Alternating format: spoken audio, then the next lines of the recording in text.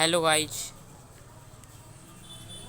मैंने लॉकटाइल का free sample के लिए अप्लाई किया था, जो वो मुझे आज रिसीव्ड हो गया है ब्लू डार्ट कुरियर की तरफ से।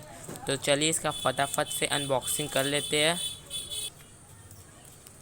हाँ तो गाइज हमने इसका अनबॉक्सिंग कर लिया। तो देखिए ये टफ प्लास्टिक में आया था।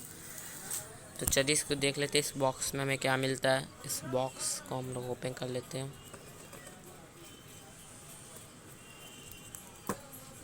बहुत टाइट बॉक्स है दोस्तों।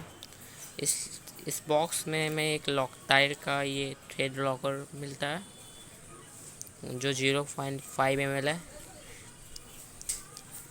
ये कार्ड मिलता है विजिटिंग, देखिए।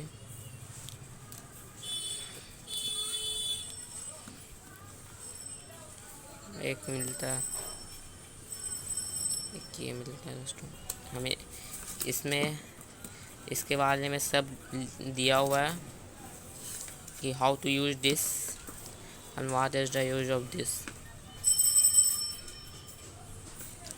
This is the pamphlet from Loctite and